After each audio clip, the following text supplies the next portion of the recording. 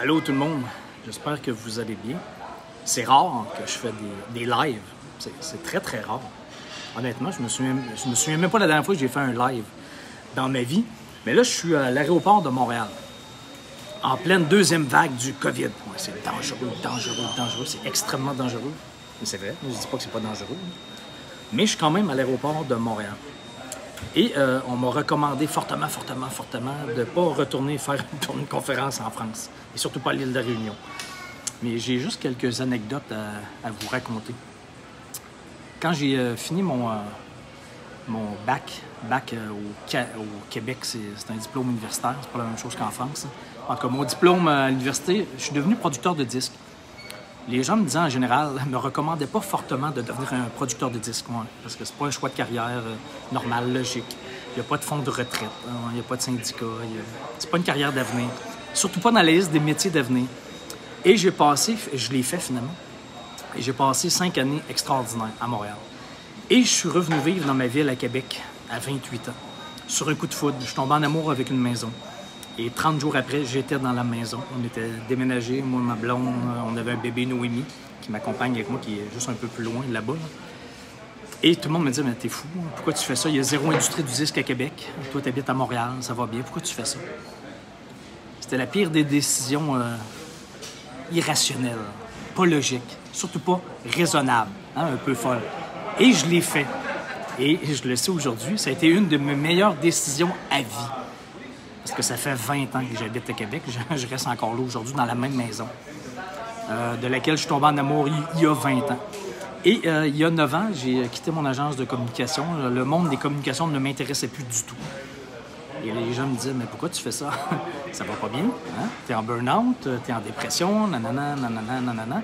Non, moi, j'étais juste dû pour autre chose. Et finalement, je l'ai fait.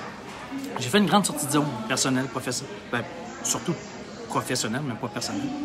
Très professionnelle. Et finalement, ça s'est avéré une de mes meilleures décisions à vie. Parce que ça fait 9 ans, j'ai 49, ça fait 40 ans que j'ai fait ça. Et ce qui a suivi après, c'est 1000 fois plus gros que je pensais que ça serait. Et j'ai goûté à des choses que je ne pensais jamais faire dans ma vie. Il y a quelques années, quand j'ai commencé à faire des conférences en Europe, je m'en allais à Marseille. Puis je me souviens qu'à la télévision nouvelle, c'était pendant le temps de l'Euro, il y avait eu des émeutes, des grosses émeutes à Marseille, des combats d'hooligans. Je pense que ça s'appelle des hooligans, ceux qui trippent sur le foot et qui se battent après les matchs, ou je sais pas trop. C'était la Russie, les Russes contre les Anglais à Marseille. Puis on voyait ça aux nouvelles au Québec. Et tout le monde me dit, mais t'es malade, hein? Toi, tu t'en vas à Marseille, regarde aux nouvelles. Hein? Il y a des émeutes, il y a des feux à tous les coins de rue. Je suis allé à Marseille, j'ai fait ma première tournée de conférence en Europe et finalement, j'ai passé une aventure extraordinaire, incroyable. Il n'y avait pas des émeutes à chaque coin de rue à Marseille, non. Curieusement, là, ça a très, très bien été. Et il y a, je sais pas moi, 1 an, je m'en allais faire encore, parce que je fais souvent des conférences en Europe, mais là, il y avait, c'était la nouveauté des gilets jaunes, les grosses manifestations de gilets jaunes.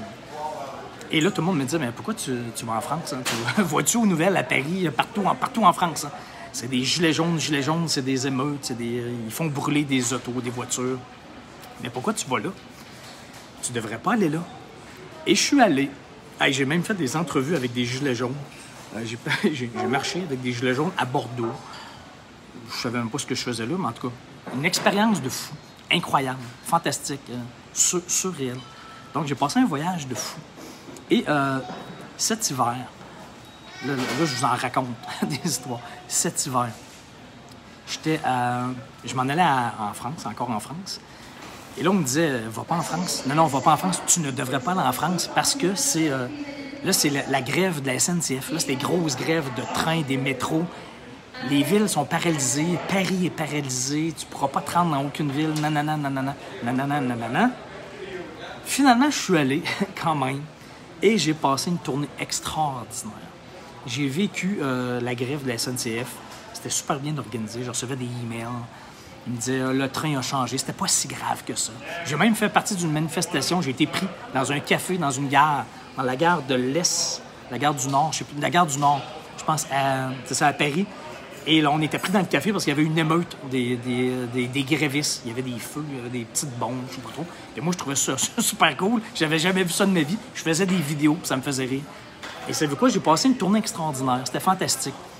Et il y a 2 semaines, 3 semaines, début septembre, je retournais faire une tournée de conférence en France et en Belgique, en plus, en Belgique. Et là, les gens me disaient, mais là, t'es malade mental, hein, t'es fou. Parce que là, c'est la deuxième vague du COVID. Dangereux, dangereux, dangereux.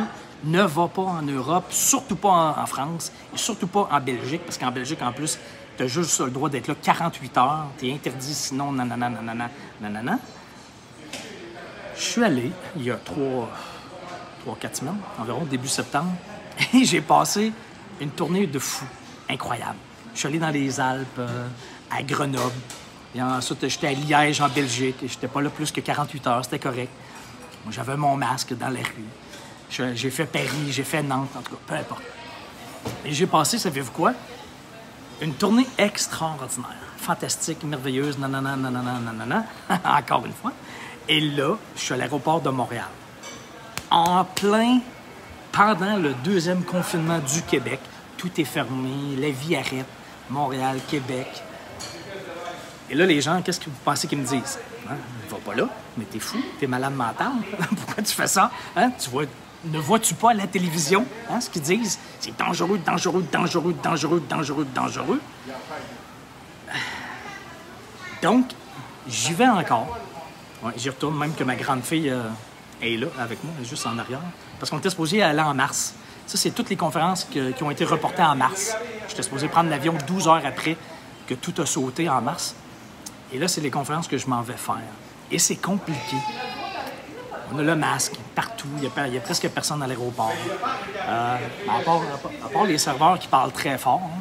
Et ensuite de ça, écoutez, là, j'y vais. C'est compliqué. Il faut que je m'en aille à l'île de la Réunion. Je fais 2 conférences en Alsace. Une, là, je traverse la France. Je retourne sur le bord de l'Atlantique à Sables-d'Olonne, La Roche-sur-Yon.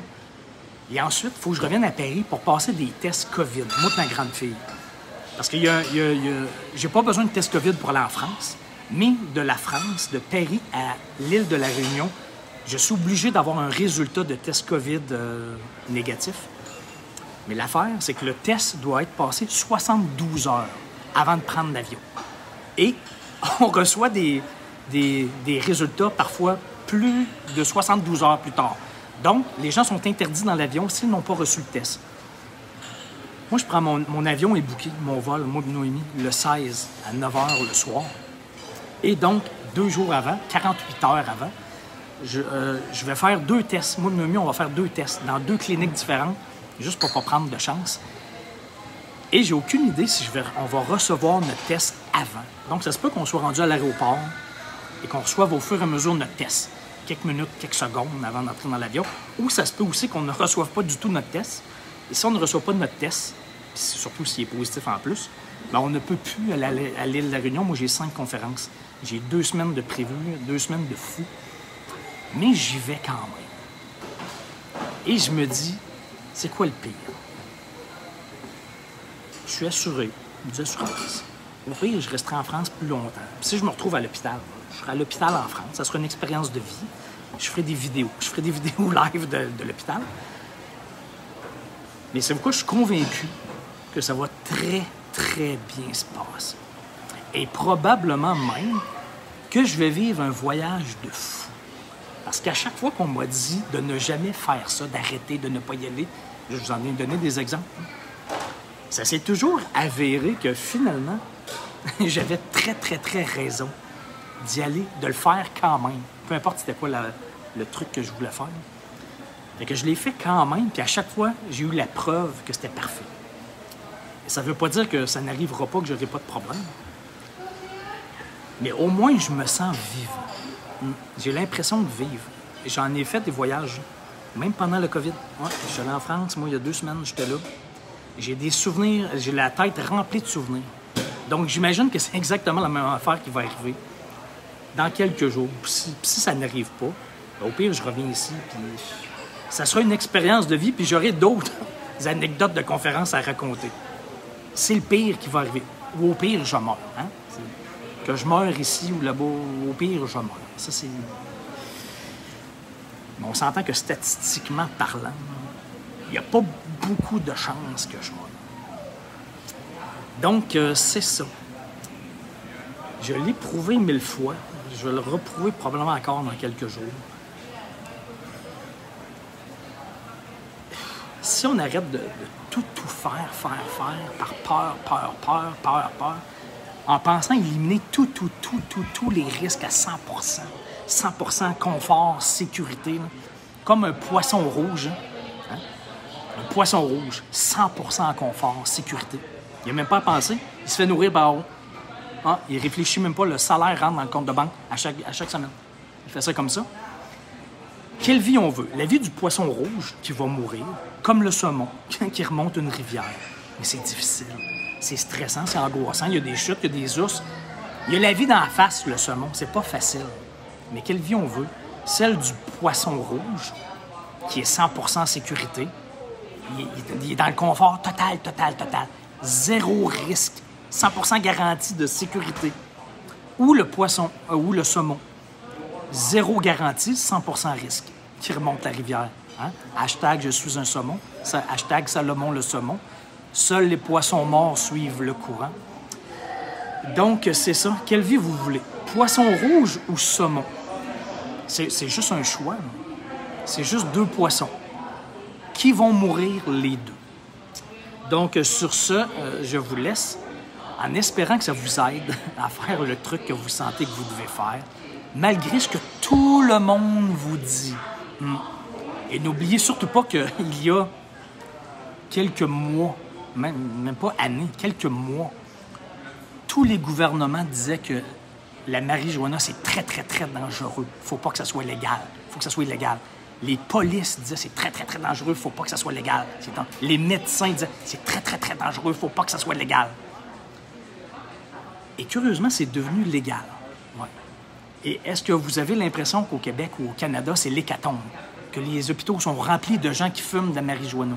Et que tout le monde s'est mis à fumer de la marijuana parce que tout d'un coup, c'est devenu légal? Ben non. Hein? Tous les spécialistes vous disent que finalement, ça n'a rien changé, c'est parfait.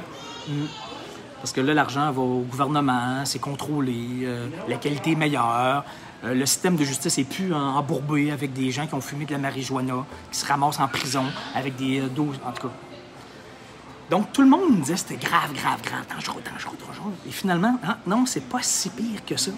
Et même les spécialistes vont vous dire, finalement, on était complètement dans l'erreur avant. Là, ça, c'est le Canada. Là. Ça, c'est un pays sur des centaines dans le monde, le seul pays. C'est souvent comme ça. Hein? On ignore ce qui s'en vient, on ignore parce qu'on a peur, on ignore. Après ça, quand on se rend compte que ça arrive, on ridiculise. Puis quand on se rend compte que ça arrive quand même, là, on se bat férocement parce qu'on est en tabarnache. Là, ça arrive. Et une fois qu'on sait qu'on n'a pas le choix que ça arrive, il faut le faire. Il faut passer à travers le changement, à petite échelle, à moyenne, à grande. Quelques années plus tard, quelques jours, quelques mois, selon la sortie de zone, on se dit « Mon Dieu, que j'avais peur pour rien. » On aurait tellement dû faire ça avant. Ou lui, là, c'est un génie. Ouais, finalement, c'est un visionnaire. On l'a ignoré, on l'a ridiculisé, on s'est battu férocement contre lui, puis là, pensez à n'importe qui. Là. Galilée, Jésus, name it, là, Einstein, Freud. Ah, finalement, c'était des génies. Ouais. Donc, c'est ça. Si ça peut vous aider à faire le truc, à embrasser le changement quelconque, là, je vous encourage, parce que je vous jure que le pire ne sera pas si pire que ça. Mais portez, là, je suis pas en train de dire de ne pas porter votre masque. Là. Portez votre masque, ça existe. Là. Je suis pas en train de dire que ça n'existe pas, c'est pas ça que je dis. Là. Mais je suis convaincu que je vais passer un voyage de fou. Et vous me suivrez, là. Je vais probablement mettre des vidéos et des photos. Là. Je vais essayer de vous montrer ce que ça fait lorsqu'on ose avancer malgré la peur. Donc, j'espère que ça vous aide. Passez une belle fin de journée. À très bientôt. Ciao, bye!